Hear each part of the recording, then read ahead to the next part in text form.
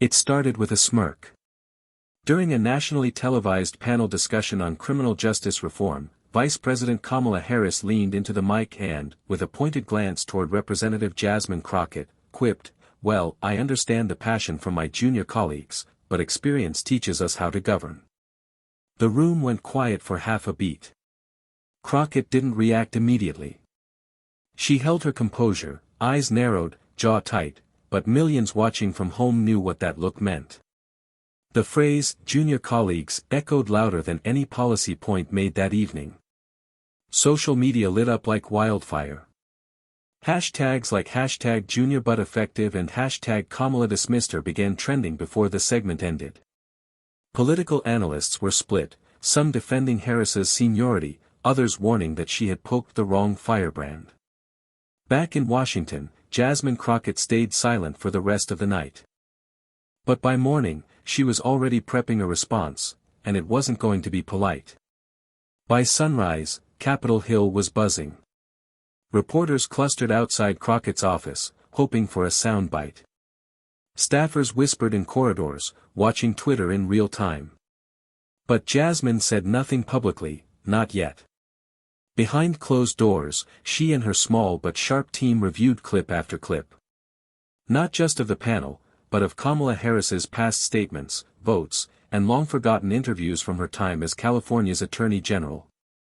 "She wants to talk about experience," Crockett said, tapping a pen against a legal pad.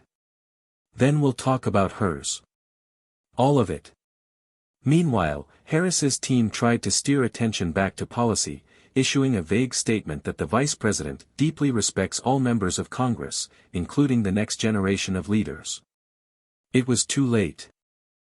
Crockett was scheduled to speak that afternoon at a town hall in Dallas, a routine event, originally meant to focus on community policing. But that changed the moment Kamala's comment went viral. The event would now be broadcast live. Cameras were already being set up.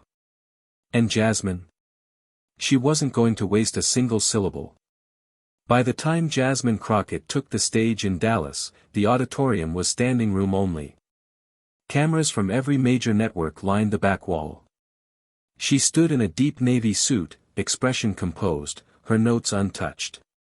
After thanking local leaders and greeting the crowd, she got straight to it. "Yesterday, the Vice President of the United States referred to me as junior." Pause. "Well, I may be junior in title, but I'm not junior in courage.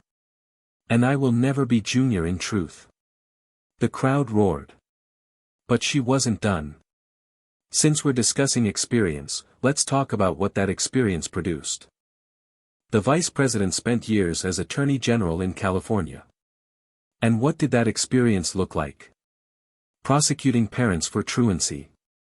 Blocking DNA testing that could have freed the wrongfully convicted. Defending a system she now says she wants to reform. Gasps echoed in the hall. Then she delivered the line that would be replayed for days: "You don't get to climb the ladder by stepping on the people you're now pretending to fight for, and then call those of us holding you accountable junior." There was silence. Then thunderous applause. By evening, clips of Crockett's speech dominated social media, racking up millions of views. Even some veteran Democrats began shifting uncomfortably. The political tides were turning, and Kamala Harris, for the first time in a while, was on the defensive. The Vice President's office hadn't expected Crockett's response to hit like a freight train. Within hours of the Dallas town hall, Harris's aides were scrambling. Internal emails flew fast. Talking points were drafted. Sympathetic pundits were quietly encouraged to frame the junior remark as a misunderstood compliment about generational leadership. But it wasn't working. Networks were looping Crockett's speech. Even The View opened with it. Conservative outlets seized the moment to bash Harris, while progressive ones asked a more uncomfortable question: has Kamala Harris ever reckoned with her own record? Behind the scenes, senior Democrats were concerned. With the general election looming and party unity more important than ever, this wasn't just a bad headline, it was a potential fracture. A prominent Democratic senator reportedly called Harris directly that evening. "This isn't about rank," they warned. You insulted someone people are starting to listen to. Kamala, for her part, issued a carefully worded tweet by midnight. I have deep respect for Jasmine for US and the passion she brings to the table. We may not always agree, but we're on the same team. But Crockett didn't retweet it. Instead, she posted a single sentence of her own: accountability isn't disloyalty. It's leadership. The message was clear: Crockett wasn't backing down. And now, others were starting to line up behind her. By the next morning, Jasmine Crockett's inbox was overflowing, with interview requests, endorsement offers, and quiet messages of support from fellow lawmakers who were tired of being silenced by seniority. Some came from newly elected progressives. Others came from long-serving Democrats who remembered being dismissed themselves. But the most surprising call came from a name that hadn't been in headlines for months: Barbara Lee. You're doing what many of us were too afraid to, Lee told her on a private call. Keep going. Just don't let them shake your voice. Meanwhile, Kamala Harris was booked to speak at a closed-door fundraiser in Los Angeles. Her team had one mission: shift the conversation. But the donors were restless. A few even asked pointed questions about her past decisions on criminal justice, questions that hadn't surfaced in years until Crockett put them back on the table.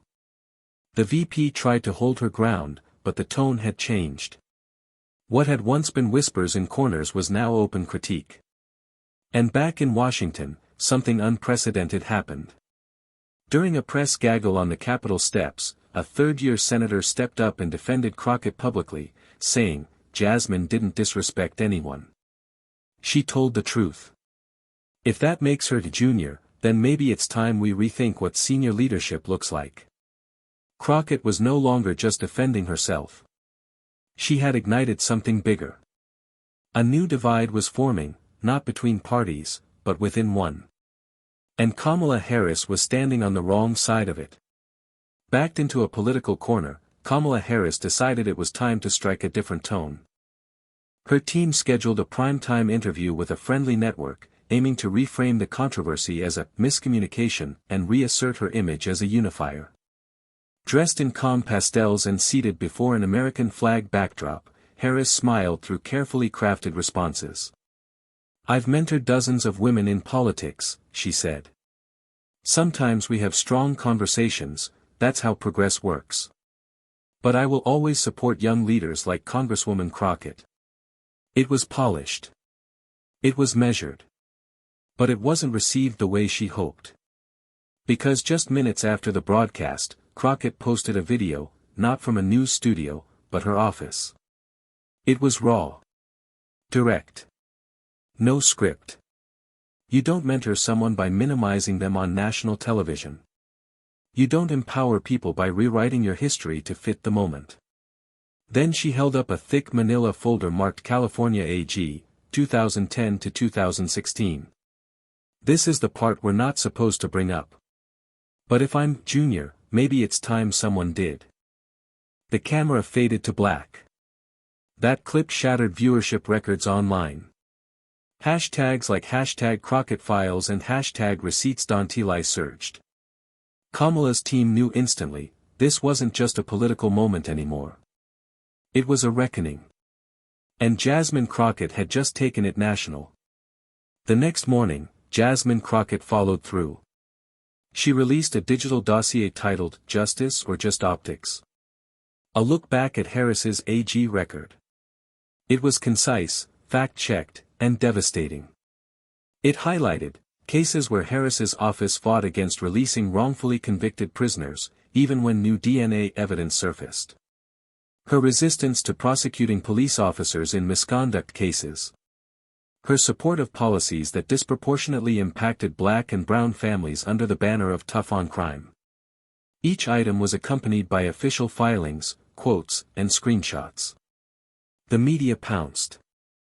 Even neutral anchors began asking the question, has Kamala Harris truly reckoned with her past, or just rebranded it for the spotlight? That evening on CNN, a visibly uncomfortable panel of pundits debated the new dynamic. This isn't just a personal feud, one said. It's about whether the Democratic Party can still be held accountable by its rising stars, or whether experience will continue to be used as a shield against responsibility. Meanwhile, Crockett continued to work. She introduced a new bill on prosecutorial accountability, no fanfare, no podium. Just action.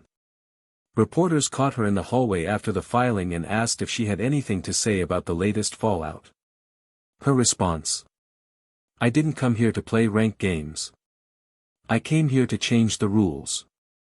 It was clear now, Crockett hadn't just survived Harris's jab, she'd weaponized it.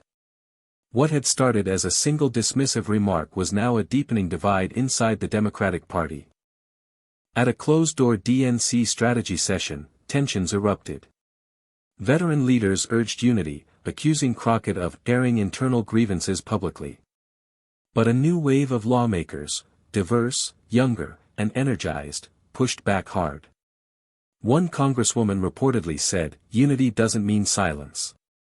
It means being strong enough to hold our own accountable." Kamala's allies tried to broker peace, suggesting a joint public appearance between Harris and Crockett. But Jasmine declined. "This isn't about optics. It's about ownership. I won't clean up someone else's mess with a photo op." Meanwhile, polling quietly began trickling in, and the numbers stunned Harris's team. Among voters under 40, Crockett's favorability had surged, while Harris's had taken a noticeable hit. Activist groups began shifting their endorsements. The Congressional Black Caucus, though officially neutral, was internally split. Back home in Texas, Crockett was met with larger and louder crowds wherever she spoke. Some supporters even began whispering words no one had said out loud, until now. "She's not just a congresswoman anymore. She's a leader." Kamala Harris still held the vice presidency. But Jasmine Crockett? She now held something more volatile, and powerful. Momentum. Behind the scenes, a quiet storm was brewing. Think tanks, PACs, and political strategists began placing cautious calls. Not to Kamala, but to Crockett. Some were merely testing the waters. Others were bolder. "If you ever consider a Senate run, or more, we'd back you," one donor reportedly said. "People want authenticity. You've got it." Crockett brushed most of them off. Publicly, she remained focused on legislation. But even she couldn't ignore the shift. Every appearance was met with cheers. Every word she said made headlines. Meanwhile, Harris' team was losing control of the narrative. Every attempt to pivot to broader issues, reproductive rights, education, infrastructure, was met with reporters' questions about her past and the ongoing feud. One viral clip sealed the moment. During a town hall in Atlanta, a college student stood and asked the vice president bluntly, "If experience matters more than accountability, how do we know you won't make the same choices again?" Kamala gave a measured answer. But the damage was done. Crockett, on the other hand, was asked on a podcast if she'd ever consider a higher office. She laughed, then said, "Let me get through this session first. But if the people keep knocking, eventually, you gotta answer the door." That quote exploded across social media. And just like that, the conversation shifted, from a feud, to a future. Inside the vice president's circle, cracks were forming. Several longtime advisors privately voiced frustration.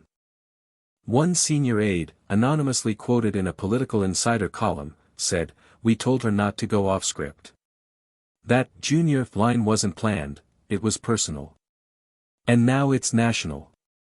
Others warned that continuing to sidestep the issue only made it worse. Some pushed for a full sit-down conversation with Crockett. A real one, not staged. But Kamala wasn't ready. She believed the storm would pass. It didn't.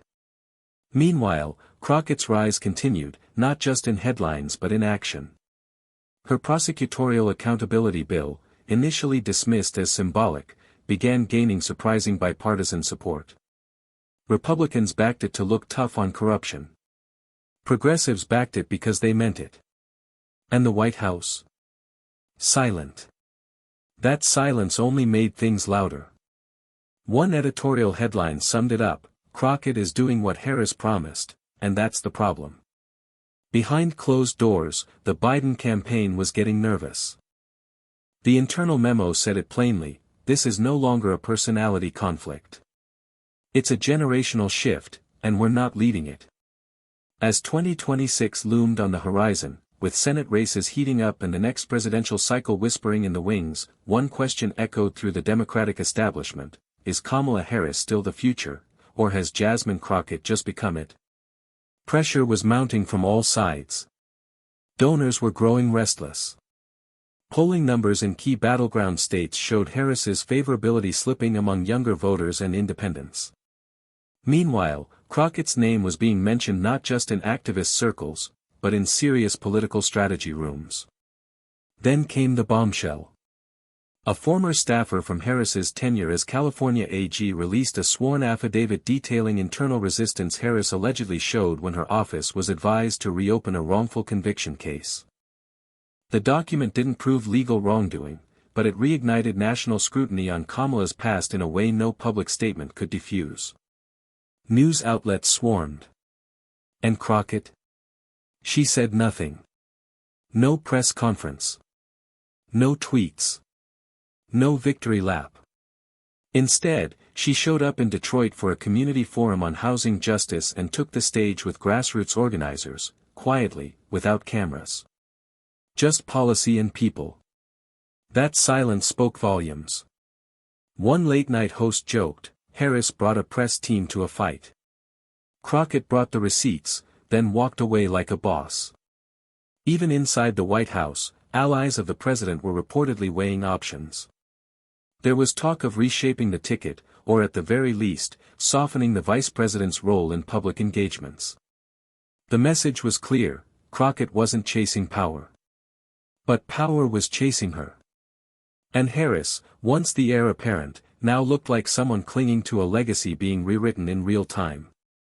6 weeks later, the moment came that would redefine the party.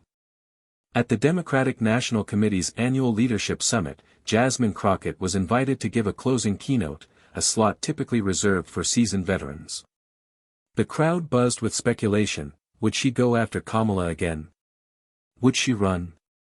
She didn't mention Harris once. Instead, she told the story of a mother from Houston whose son spent 9 years in prison before DNA evidence proved his innocence, evidence the state had refused to test until activists forced their hand. Experience is not what you've done, she said, her voice calm but firm. It's who you've done it for. She laid out a bold vision for a party led by truth, transparency, and fearless accountability, one that didn't punish those who questioned power, but embraced them as proof of a healthy democracy. The crowd erupted in a standing ovation before she even finished. Later that evening, a quiet moment made headlines. Kamala Harris, seated in the third row, clapped politely, but remained seated. That image, Crockett standing tall at the podium, Harris in the shadows, went viral. Within 48 hours, a super PAC filed paperwork under the name Future Forward with Crockett. Not because she'd announced anything. She hadn't. She didn't need to. The message had already been sent. The future wasn't waiting for permission. It had already arrived.